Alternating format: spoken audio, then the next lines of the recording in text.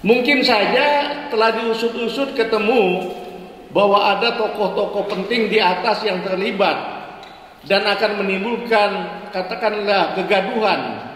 Ingat betul ada gium hukum salah satunya berbunyi bahwa keadilan harus ditegakkan meski langit akan runtuh.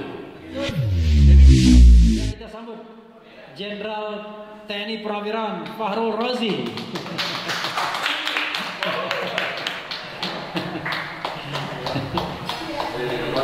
Kalau udah selesai foto ya. Pak Jenderal, posisi di sini, Pak. Nah, apakah mau dipegang, apakah mau ini terserah Pak. Yang penting di sini ininya ya. Jadi terima kasih banyak Pak Jenderal ya. Sudah hadir dan mau memenuhi undangan ini. Saya bilang berapapun kapanpun waktunya kita akan tunggu. And then now the stage is yours. Terima kasih Pak. Silakan Pak. Assalamualaikum warahmatullahi wabarakatuh. Selamat malam dan salam sejahtera untuk kita semua. Saya mohon maaf karena tadi ada diskusi lain. Diskusinya cukup penting juga tentang kembali ke Undang-Undang Dasar 45. Bagus. Diskusi agak panjang karena semua diberikan kesempatan untuk ngomong. Tapi pada dasarnya memang semua sepakat bahwa sedikit atau katakanlah banyak kericuan demokrasi yang terjadi, salah satu faktornya adalah karena undang-undang dasarnya sudah roh maupun jiwanya sudah tidak sama lagi dengan Undang-Undang Dasar 45 yang asli. Ya boleh saja lah pasal-pasalnya mungkin ada yang diadakan perubahan, tapi roh dan jiwanya itu tetap roh dan jiwa Pancasila. Kalau yang sekarang kan sudah sangat banyak jauh dari roh Pancasila. Saya senang sekali pada malam ini meskipun terlambat bisa bergabung di tempat ini. Kalau saya lihat judulnya tentu saja tentang 6 laskar Front Pembela Islam. Saya bisa katakan bahwa saya Jenderal Purnawirawan Fakhrul Razi, mantan Menteri Agama Republik Indonesia. Pada saat saya Menteri Agama pun, saya belum pernah kumpul-kumpul dengan anak teman-teman FPI, belum pernah mendengar ceramah di tempat mereka, dan belum pernah juga memberikan ceramah di Front Pembela Islam. Tetapi kalau berbicara tentang 6 laskar yang diduga kuat dibunuh secara tidak tanpa hak atau dengan melawan hukum, atau dalam bahasa yang umum dengan sewenang-wenang, itu pantas dan harus diusut sampai tuntas, dan pelakunya maupun yang melakukan peserta melakukan pembunuhan maupun yang memerintahkannya harus dihukum dengan seberat-beratnya. Tidak boleh didiamkan. Kita negara hukum. Jadi kalau kita atau saya menuntut supaya mereka dituntut dan dihukum dengan seberat-beratnya, bukan karena 6 laskar ini agamanya Islam sama dengan saya, bukan. Seandainya agamanya pun berbeda, kita negara hukum, tidak boleh ada sewenang-wenang melakukan tindak kriminal seperti itu, apalagi namanya membunuh yang diduga dengan sewenang-wenang. Mungkin saja telah diusut-usut ketemu bahwa ada tokoh-tokoh penting di atas yang terlibat dan akan menimbulkan katakanlah kegaduhan. Ingat betul ada gium hukum salah satunya berbunyi bahwa keadilan harus ditegakkan meski langit akan runtuh. Jadi begitu hebatnya itu ada gium. Jadi kalau keadilan itu ya bukan, apalagi kalau di mata Tuhan ya, di mata agama apapun pasti menegaskan masalah keadilan gitu. Kita senang bahwa pada saat ini presidennya Pak Prabowo, mohon maaf kalau saya katakan sangat berbeda dengan sebelumnya loh. Ya. Beliau ini sangat peduli dengan kepentingan rakyat. Beliau sudah menyatakan berkali-kali beliau ingin rakyat Indonesia semuanya hidup dengan sejahtera. Tidak ada yang miskin, tidak ada yang mengalami perlakuan sewenang-wenang. Nah, kesempatan ini kita sampaikan ke Bapak Prabowo, Pak, tolong betul-betul diusut secara tuntas, Pak, dan dijatuhkan hukuman dengan seberat-beratnya. Kembali saya garis bawahi, keadilan harus ditegakkan meskipun langit akan runtuh. Assalamualaikum warahmatullahi wabarakatuh. Terima kasih. Pak Jenderal, jangan berpanjang dulu, Pak. Saya minta Pak Jenderal duduk. Saya pengen tanya beberapa hal ke Pak Jenderal, penting. Sebagai seniornya Pak Prabowo, ya kan? Kapan lagi kita nanya seniornya Pak Prabowo? Jadi, sobat sekalian, oke, di adjustment ya, oke, tes 1, 2, 3, ya, belum di adjustment, sudah. Jadi ini menarik ya, karena kita membutuhkan sebuah pendapat yang legitimate, ya kan, terhadap pemerintahan Presiden Prabowo, yang kita pahami bahwa Pak Jenderal Fahrul Razi itu seniornya Pak Prabowo Subianto. Pak Jenderal Fahrul Razi ini kelahiran 26 Juli 1947. Betul nggak Pak? Betul. Tepuk tangan dong buat saya. Kenapa saya hafal? Karena saya baru aja lihat Google. Dan Prabowo Subianto kelahiran 17 Oktober 1951. Ya. Jadi perbedaan usianya kira-kira 4 tahun. Yang lebih senior Pak Sutioso, sekarang 80 tahun beliau. Iya. Saya ada janji juga Pak malam ini dengan Pak Sutioso, tapi soal yang lain lagi yang agak private katanya. Nah, ini menarik Pak ya. Orang di awal kegiatan kita mempertanyakan 3 soal besar. 1. Adakah harapan pengungkapan KM50 di masa pemerintahan Presiden Prabowo ini? This is the first question.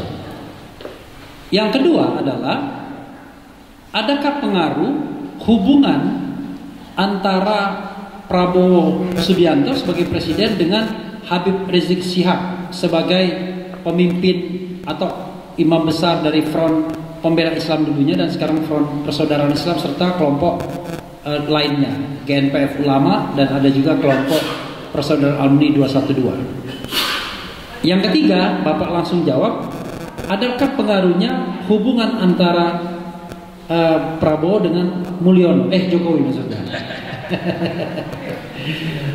Itu bisa berpengaruh juga terhadap KM50 dengan asumsi bahwa pemerintah yang dulu terlibat baik either crime by commission melakukan or crime by omission, yaitu pembiaran. Kalau TNI itu tahu betul yang namanya crime by commission, crime by omission, karena biasanya kalau kita bicara pelanggaran HAM selalu terkait dengan soal-soal perang dan lain sebagainya. Ya, war crime, kemudian ada crime of aggression, kemudian ada genocide, ada crime against humanity sebagai sebuah kejahatan HAM berat di ICC, International Criminal Court. Kita tahu Netanyahu sudah diperintahkan untuk ditangkap oleh ICC. Silakan Pak Jenderal. Terima kasih. Saya memang master di bidang hukum dan sarjana hukum. Tapi karena saya bukan aktivis hukum, ya kadang-kadang banyak lupa-lupa juga. Tapi saya bisa garis bawahi bahwa pembiaran yang dilakukan oleh seseorang yang mestinya dia mampu mencegah, itu sama dengan ikut melakukan perbuatan pelanggaran. Betul sekali. Jadi kalau itu betul terjadi, ya siapa yang melakukan pembiaran itu, padahal dia mempunyai kemampuan untuk mencegahnya, maka dia pantas dihukum dengan seberat-beratnya juga.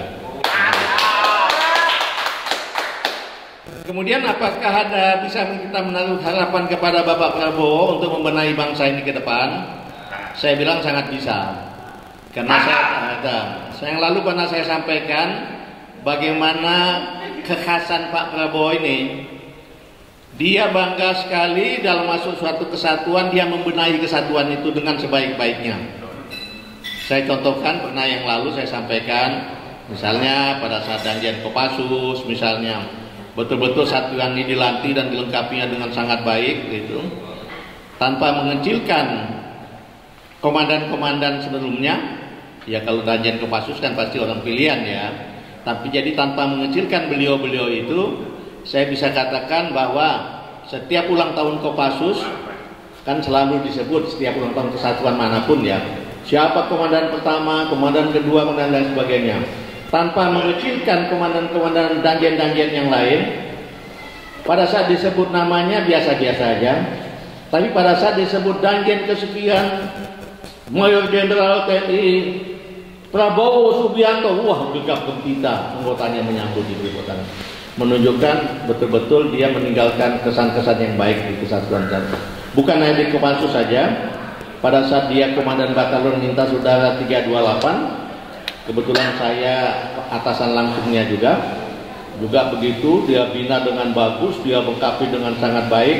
Sampai sekarang pun kalau ulang tahun kesatuan Batalion 328 Lintas Udara Brigif Lindo 17 disebut nama dia pun gegap gempita, mereka menepuk tangan untuk itu. Padahal beliau bukan siapa-siapa lagi, dan mohon maaf pada saat gegap gempita itu beliau malah sudah berada, katakanlah dalam tanda petik ke luar Indonesia gitu ya, bukan di Indonesia lagi, tapi tetap gegap gempita anak buahnya atau mantan anggotanya menyambut beliau. Nah kemudian pertanyaan lainnya tentang apa yang bisa kita harapkan dari beliau ya, saya kira memang yang harus kita sampaikan ke beliau situasi seperti ini, tentang ada kewenangan terhadap yang diduga kuat terjadi kesewenang-wenangan terhadap 6 laskar FPI, dan saya yakin beliau yang memang bertekad kuat untuk membangun bangsa ini dengan baik, membuat semua rakyat merasa sejahtera dan hidup bahagia di Indonesia, pasti menurut saya 100% beliau akan mengambil langkah-langkah untuk membenahi ini. Kita tinggal menyampaikan aja data-datanya, dan beliau saya kira sudah sangat paham, dan insya Allah saya yakin beliau akan menugaskan aparat terkait untuk melakukan langkah-langkah pengusutan dan tentu saja penindakan tanpa memandang bulu siapapun yang terlibat di dalamnya. Amin ya rabbal alamin. Saya harus menyampaikan pertanyaan kritis kalau begitu. Apa yang ternyata Pak Jenderal ini satu generasi dengan Pak Luhut bin Sarpanjaitan ya? Betul. Jadi Pak Luhut itu lahir 28 September 1947, lebih tua Pak Jenderal berapa bulan?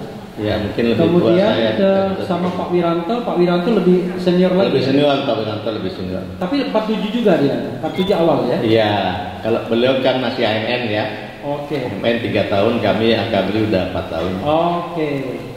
Jadi pertanyaannya adalah yang disampaikan Pak Jenderal itu harapan atau persoalan statement etis seorang senior, atau memang sebuah keyakinan bahwa Pak Prabowo memang pasti akan melakukan proses pengungkapan kasus ini seadil-adilnya, setransparan mungkin. Karena latar belakangnya sederhana, kasus ini kasus yang sangat janggal. Saya sebagai orang hukum cuma geleng-geleng kepala bagaimana hukum ditelanjangi di depan mata. Ini mohon maaf Pak, seperti kita melihat orang mencuri di depan kita tahu dia mencuri, tapi dia dengan santainya mengatakan tidak mencuri, padahal kita melihat dengan mata kepala sendiri. Nah, saking transparannya. Tapi tiba-tiba Pak Jenderal mengatakan Pak Prabowo akan mengungkapkan ini. Silakan.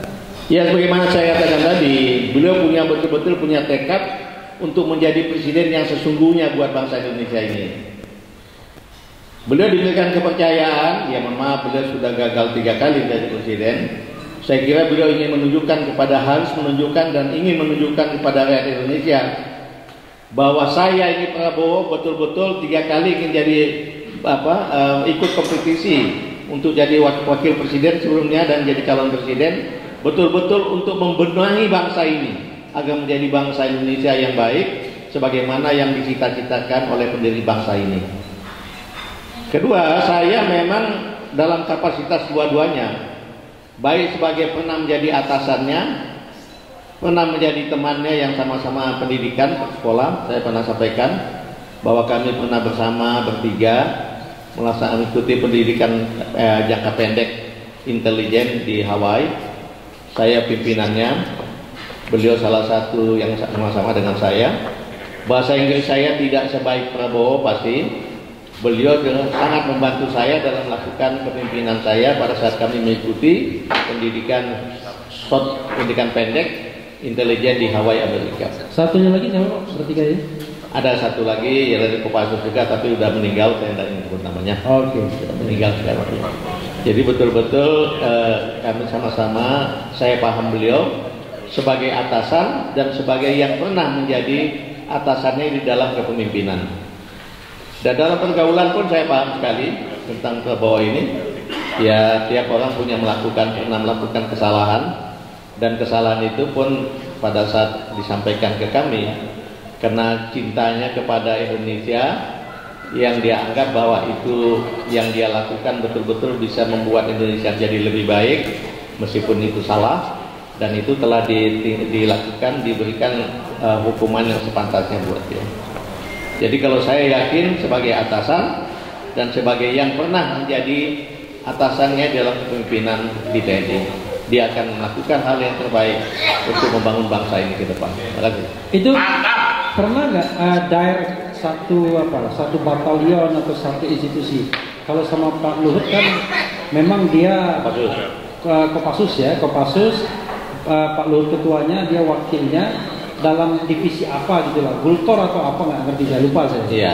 Nah kalau Pak Jenderal, pada saat beliau Komandan Batalion 328, di atasnya adalah brigade. Batalion ini adalah bawahannya brigade.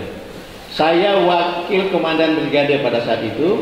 Di dalam brigade namanya kepala staf brigade. Bukan komandan brigade, tapi saya kepala staf brigade atau sama dengan wakil komandan brigade. Jadi saya atasan langsung dari Batalion 328, yang komandan batalionnya adalah Pak Prabowo Subianto. Waktu itu pangkat Pak Jenderal apa? Waktu itu saya Letnan Kolonel senior dan beliau juga Letnan Kolonel. Oke, beliau juga Letnan Kolonel ya. Iya. Sorry maaf, Pak Jenderal jadi wakil Panglima TNI itu tahun berapa sampai tahun berapa? Tahun berapa ya? Atau Jenderal tahun berapa? Biasanya lebih ingat Jenderalnya. Iya. Setelah reformasi Pak ya? 99 ya? 99. Jadi setelah reformasi ya. Ada jabatan baru wakil Panglima TNI. Iya. Beliau sebelumnya udah ada. Udah ada ya? TNI Pak Widodo. Oke. Iya. Wakil Panglima TNI Pak Widodo sebelumnya. Pak Widodo. Soalnya di jabatan kadang ada kadang enggak. Iya. Iya. Kemudian ya dengan pertimbangan tertentu hilang. Tapi kemudian waktu saya Menteri Agama, Pak Jokowi sempat mengumumkan mengadakan lagi jabatan itu. Saya tahu sekali karena pada saat mengumumkannya itu saya ada di situ. Oke. Ya. Dan itu buat Pak Andika katanya waktu itu. Nggak tahu, tapi kemudian ya mungkin politik berkata lain mungkin ya. Oke. Nggak jadi diisi. Iya, soalnya memang menampung menjadi bintang 4 ini kadang-kadang slotnya kan sedikit. Iya. Kalau di Polri sebenarnya cuma satu aja slot bintang 4, tapi tiba-tiba ada kabin bintang 4 ya. Pak Farul Rozi, apapun yang Bapak komentarkan ya, agak berbeda dengan apa yang terjadi atau yang menjadi diskusi kita sepanjang hari. Tidak banyak orang yang merasa optimis terhadap Pak Prabowo mampu atau mau punya political will untuk mengangkat kasus ini kembali. Tetapi nanti kita akan buktikan ya. Yang jelas sampai saat ini memang belum ada statement apapun dari Pak Prabowo, dari Istana, dari Gerindra soal kasus KM50 ini, kecuali statement dari Habib Rizik sendiri yang selalu mengulang-ulang, pokoknya mengejar sampai kapanpun siapapun yang terlibat dalam KM50, baik pelakunya, yang menyuruh lakukan dan lain-lainnya. Mudah-mudahan ya, mudah-mudahan dengan kegiatan ini saya senang Pak Farul Rozi, Pak Jenderal punya perspektif yang agak berbeda. Optimis. Apalagi Pak Habib Rizik Syihab itu kan pernah menjadi teman dekatnya Pak Prabowo ya. Teman sangat dekat ya, malah pada saat sama-sama beliau berjuang untuk menjadi pada saat Pak Prabowo berjuang untuk jadi calon presiden. Jadi Pak Habib Rizik membackup-nya dengan penuh hati, mengerahkan anak buahnya untuk mendukung Pak Prabowo waktu itu. Dan saya kira Pak Prabowo tidak akan lupa itu. Ya, jadi saudara sekalian, memang dari Mekah ya, Al-Mukarramah pada waktu itu memang ada perintah Habib Rizik untuk mendukung Pak Prabowo di Pilpres 2019. Karena itu mati-matian. Dan ini Pak, sebagian besar mereka yang datang di sini adalah orang yang juga mendukung Pak Prabowo baik 2014 maupun 2019. Tetapi seperti Pak Jenderal juga 2024, mereka ini rata-rata pendukung Anies Baswedan. Jadi why kita tidak akan jawab lebih lanjut, ya kan? Apakah karena Prabowo-nya berubah, ataukah ada barang yang lebih baik? Kalau kata Bahlil kan, barang itu lebih baik misalnya, kita tidak tahu. Tetapi intinya adalah bahwa people change, ya kan? Dan waktu juga tidak bisa sama seperti dahulu, ya kan? Closing statement Pak Jenderal buat sobat era sekalian dan kawan-kawan kita, baik yang sudah pulang maupun yang masih ada di sini. Ya, kita punya keyakinan untuk Pak Prabowo untuk melakukan hal yang terbaik buat bangsa ini. Amin. Amin. Dan kewajiban kita adalah membangun kondisi yang mendorong beliau untuk lebih cepat mengambil sikap sebagaimana yang dia sampaikan pada saat pelantikannya menjadi calon presiden, pada saat dilantik sebagai presiden pada tanggal 20 Oktober yang lalu. Mantap. Kembali kewajiban kita mendorong beliau agar lebih cepat mengambil sikap yang sama dengan itu. Bisa saja beliau punya strategi tertentu, karena kita tahu bagaimanapun dia punya kedekatan juga dengan presiden sebelumnya. Kemudian juga wakil presidennya adalah juga dekat, adalah anak dari presiden sebelumnya. Mungkin beliau punya strategi tertentu, tapi harapan kita juga waktu itu jangan terlalu lama. Lebih cepat, lebih baik sebelum bangsa ini akan semakin rusak. Itu harapan kita pada Pak Prabowo. Tapi kami semua yakin Bapak mampu dan akan melaksanakan tugas Bapak selaku Presiden Republik Indonesia dengan sebaik-baiknya, memihak kepada rakyat bagi sesuai dengan tujuan kemerdekaan yang dirumuskan oleh pendiri Republik ini. Salah satunya yaitu betul sesuai dengan sila-sila Pancasila. Jangan sampai ada hal-hal yang melanggar keadilan buat bangsa ini. Amin. Kembali saya garis bawahi, ada hukum salah satunya mengatakan keadilan harus ditegakkan meskipun langit akan runtuh. Assalamualaikum warahmatullahi wabarakatuh. Waalaikumsalam. Pak Jenderal, dasar saya minta nambah lagi. Di sini ada teman-teman ya. Kan sayang kalau tidak digunakan kesempatan ini eksklusif untuk bertanya. Ada nggak yang mau bertanya? Bertanya, menggugat. Oke, Pak Agus Yunanto, silakan ke depan. Pakai mic saya, nggak apa-apa. Mic saya. Ya. Bagusnya duduk aja. Jadi biar agak ya. Makasih Bang Refli, Pak Jenderal. Satu aja bukan pertanyaan, tapi memohon bantuan Pak Jenderal. Karena Pak Jenderal saya yakin punya akses. Kita masih punya upaya di samping internal di kita, di teman-teman dan Pak Prabowo tentu saja, upaya melaporkan kejadian ini kepada PBB di Jenewa. Dulu tahun 2020 kalau nggak salah, salah seorang teman saya di Zurich melaporkan kasus ini ke PBB dan ditanggapi. Cuma ketika surat balasan itu dikirimkan ke Indonesia, it never came up to now. Jadi mohon bantuan Jenderal, bagaimana caranya upaya kita membuat surat resmi dan itu efektif Jenderal kepada PBB. Seperti halnya ICC memutuskan untuk Netanyahu, seperti itu, similar seperti itu. Tapi ini bukan ICC, but you know, gitu barangkali UN. Makasih Pak Jenderal. Terima kasih. Agus Yunanto, Pak Jenderal, beliau ini adalah salah satu tim Anies juga, divisi luar negeri, entah apa gitu, macam itulah. Oke, terima kasih Pak Agus Yunanto. Silakan Pak DHL. Nah, kan kalau dipancingin kan mau semua itu. Dasar kalian kutuk kupret semua. Silakan Pak DHL. Assalamualaikum warahmatullahi wabarakatuh. Selamat malam Jenderal. Saya salut kepada Jenderal yang masih mau tetap bersuara untuk kita sampai-sampai ikut moto dari Adegium Hukum Fiat Justitia Ruat Kulum, tegakkan keadilan walaupun langit runtuh, walaupun kita mati, kan gitu, amar ma'ruf nahi munkar. Nah, permasalahan ini sedang berjalan.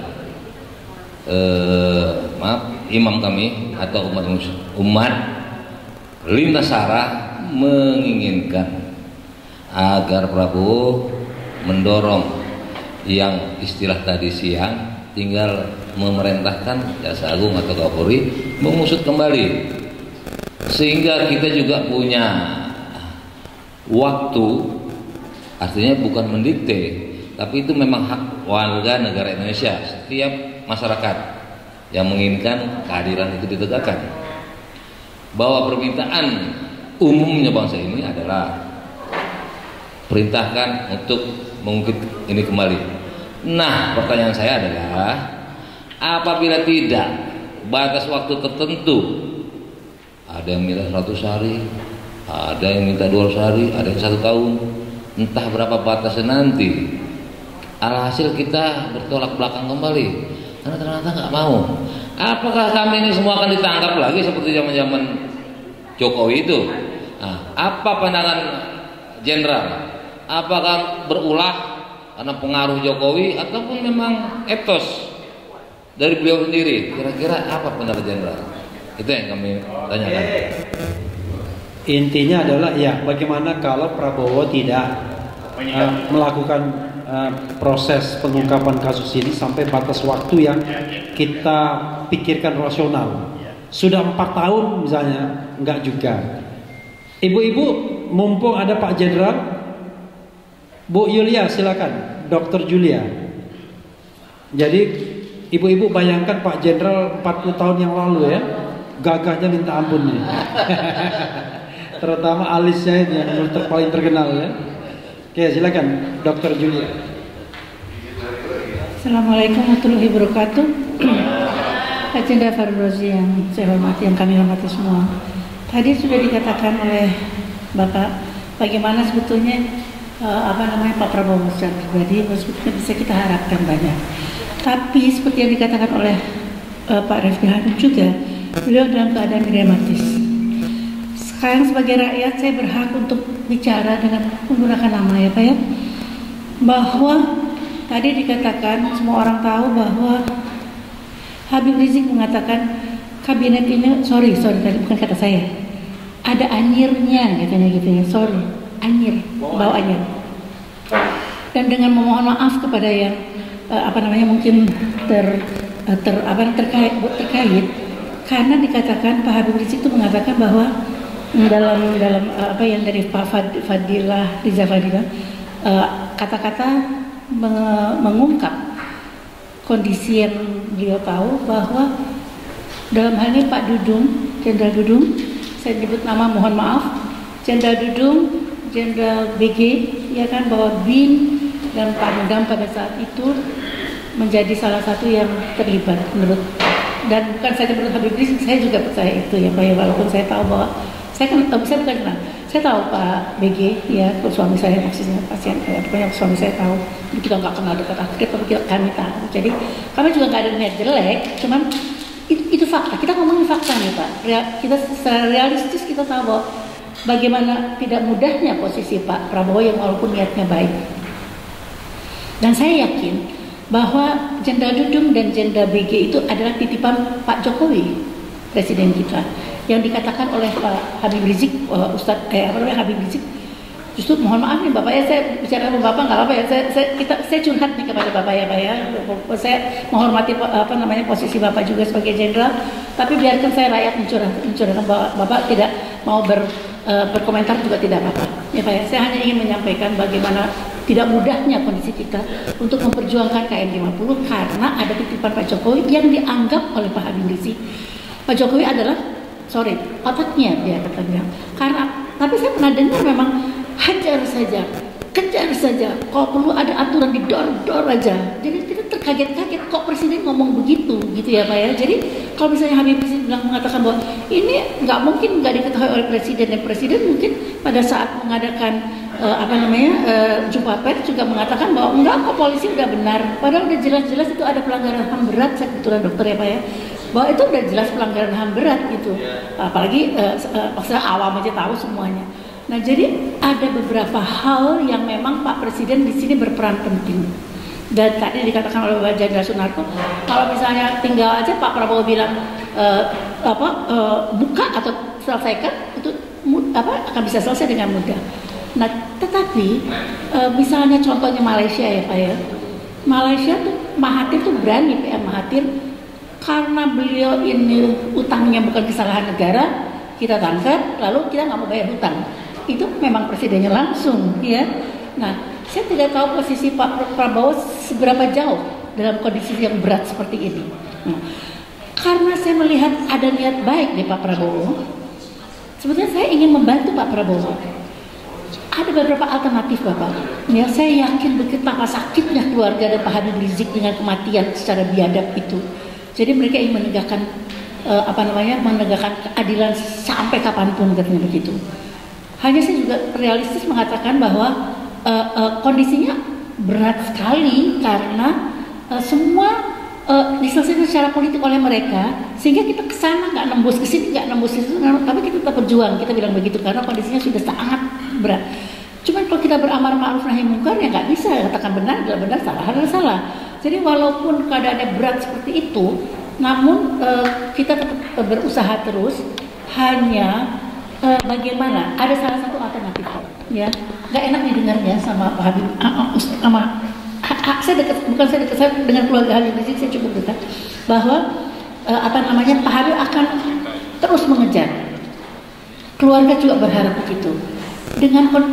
Saya tadi bicara sama Pak Refli Harun, gimana secara ada di kita tuh islah perdamaian dengan fidyah atau tidak dengan fidyah. Beliau mengatakan dari sudut pandang pelanggaran HAM berat itu harus ada pengakuan dari kalau kita mau damai pun, kita maafkan pun harus ada pengakuan bahwa memang mereka melakukan kesalahan. Sementara kan tidak mau mengakui, mungkin kemungkinan besar. Dan keluarga Habib Rizik pun mengharapkan kita mau maafkan kalau dia ngaku. Jadi terjadilah sesuatu hal yang sangat sulit untuk dipertemukan. Jadi sebetulnya kalau menurut kita, jadi dari dalil kita dalam agama, kita boleh balas secara hukum yang setimpal, mulut dengan mulut, hidung dengan hidung. Hanya kalau kau memaafkan karena Allah maka itu lebih baik. Dikatakan begitu. Dengan dalil itu, walaupun mungkin orang akan marah, Habib akan marah, siapapun yang keluarga korbannya akan pasti masuk surga, itu juga akan marah keluarganya karena beliaunya sih korbannya sudah masuk surga. Tapi saya ingin tetap menyampaikan bahwa itu salah satu alternatif. Lalu tadi Pak Khojib mengatakan bahwa kalau misalnya sekarang yang bunuh itu tidak ada dananya, pemerintah yang mengambil alih. Nah, jadi itu salah satu alternatif Bapak. Ya, bahwa jadi pembayaran fidyahnya itu dengan mengambil alihan kewajiban. Hanya sekarang yang beliau mengatakan kalau mereka nggak mau, sementara tuntutan harus mengakui ada pelanggaran HAM berat, sementara ini nggak mau mengakui HAM berat, saya lemparkan ke Bapak bagaimana solusi yang sebaik-baiknya gitu Bapak. Terima kasih. Assalamualaikum. Oke. Ya, teman-teman buat Dr. Julia. Jadi kalau kita misalnya sedang unggul main sepak bola dan kita membutuhkan mengulur-ulur waktu, saya akan mainkan Dr. Julia. Jadi dia keeping the ball-nya itu luar biasa ya. Ada lagi yang mau tanya? Yang mau nanya langsung tunjuk tangan biar saya tahu ada orang yang tanya. Kalau enggak, saya akan kasihkan ke Pak Jenderal. Enggak ada ya? Enggak ada ya? Enggak ada satu? Enggak ada dua? nggak ada 3. Oke. Saya agak ringkas sedikit Pak, karena saya khawatir Pak Jenderal tidak mencatat secara baik pertanyaannya. Jadi pertanyaan yang pertama itu adalah ada upaya ke PBB. Bagaimana pendapat Pak Jenderal? Bahkan Pak Jenderal diminta suruh membantu. Ya. Kemudian yang kedua, bagaimana kalau tidak ada tindakan untuk mengungkapkan dari Pak Prabowo dalam waktu yang rasional? Mungkin 3 tahun ke depan, 2 tahun ke depan, ternyata tak ada tanda-tanda itu kata orang Malaysia, kan? Kemudian yang ketiga adalah bagaimana ada pesimisme ini kabinet kata Habib Rizik masih bau anyir. Orang-orang yang terlibat dalam KM50 itu masih ada di kabinet sekarang tanpa harus menyebut nama siapa, dalam imajinasi publik si ono, si ini dan lain sebagainya. Nah yang terakhir, yang keempat, bagaimana kalau islah? Nah cuma ketika dia ngomong sama saya bilang, Pak, dalam HAM itu kalau kita mau islah boleh, tapi yang namanya forgive boleh but not forget. Karena itu harus telling the truth. Itulah yang namanya rekonsiliasi, itu pengungkapan kebenaran, dimaafkan, baru kemudian kompensasi. Tapi mekanisme itu seharusnya sudah ada di dalam yang namanya Komisi Kebenaran dan Rekonsiliasi yang unfortunately dibatalkan oleh MK tahun 2006 akhir. Silakan Pak Jenderal jawab 4 persoalan ini. Terima kasih. Kalau ngajukan ke PBB, katakanlah ini sudah diusahakan di dalam ini, sama sekali tidak ada langkah-langkah untuk mengambil tindakan hukum. Ngajukan ke PBB saya kira itu hak setiap orang. Dan PBB itu tidak menerima pengajuan harus diadukan secara resmi oleh negara yang bersangkutan. Tidak mungkin dong. Oleh kebanyakan kejahatan negara kok, tidak mungkin negara mengadukan ke PBB. Jadi biasanya mengadukan itu organisasi tertentu atau kelompok-kelompok mereka sendiri yang merasa dirugikan. Dan pasti nanti kalau memang itu dipandang worth it, pasti mereka ngirim tim. Dan menurut saya kalau memang situasinya seperti itu, saya tidak menganjurkan, tapi juga tidak melarang. Menurut saya hak setiap orang untuk melakukan itu. Kita biasa berkali-kali tugas-tugas operasi ya. Kadang-kadang musuh yang kita kenal sudah sempat membunuh banyak orang, pada saat kita tangkap, kita rekomendasi ini perlu dibunuh, kayaknya buat apa sih dibunuh gitu ya. Nah kadang-kadang nggak masuk akal kita tentang 6 laskar ini. Kesalahannya apa sih pakai dibunuh gitu? Jadi seperti orang ketakutan dari. Itu ciri-ciri manusia yang tidak punya akal sehat dan rasa takut yang berlebihan. Jadi kalau menurut saya ini pantas betul memang untuk kita minta diusut tuntas. Kita tahu juga, kita katakanlah diri kita aja ya. Ada teman melakukan kesalahan, kita mau ungkap gak enak ya, tunggu aja orang lain yang menyampaikan, baru kita kasih kesempatan untuk dilakukan pemeriksaan. Menurut saya ya kira-kira Pak Prabowo mungkin seperti itu. Menurut saya kira-kira ya. Ada temannya, katakanlah temannya terlibat dalam begini, aku yang ngodorkan kurang enak kira-kira gitulah. Tunggu aja mereka yang merasa dirugikan menuntut. Nah menurut saya oleh sebab itu yang merasa dirugikan jangan sampai bosan-bosan melakukan penuntutan menurut saya ya. Terus saja maju gitu ya. Nanti kan mungkin akhirnya di penghujungnya beliau mengatakan, saya silakan aja kalau cara hukum saya nggak akan ikut-ikut.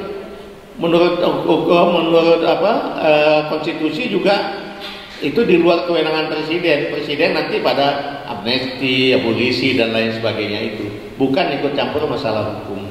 Dan kita dorong aja Pak Prabowo untuk melakukan langkah-langkah seperti itu. Nah tadi yang tentang masalah kok penjabat-penjabat itu masih ada juga di dalam pemerintahan.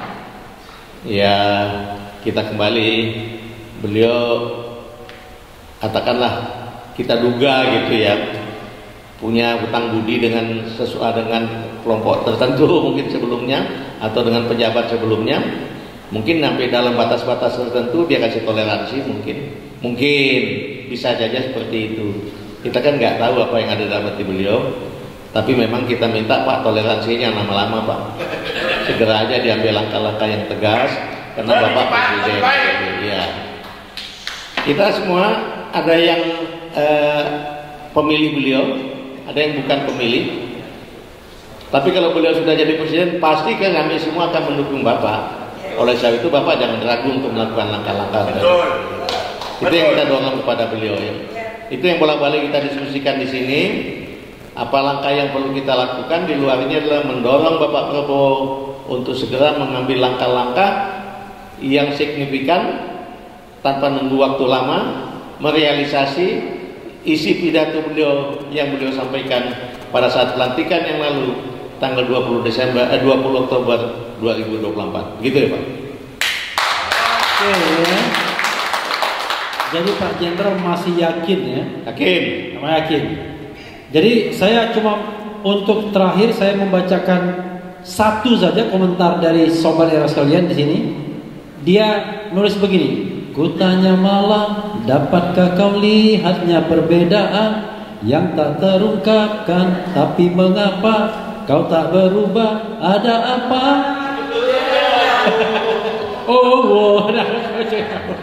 Jadi itu saja Pak komentarnya. Baik, makasih. Terima kasih.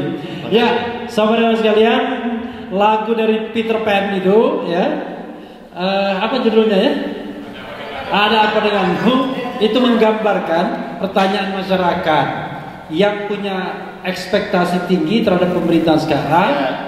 Kok ternyata nggak berubah? Ono opo denganmu? Ada katanya.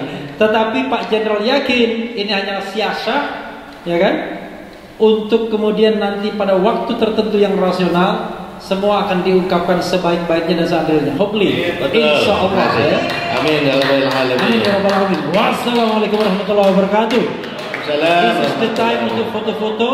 Pak Jenderal tetap duduk sini, saya tetap duduk di sini. Kemudian silakan ibu-ibu dan bapak-bapak sekalian ambil posisi untuk foto-foto. Silakan. Daripada susah nanti minta foto. Sudah selesai, ditutup ya. Oke.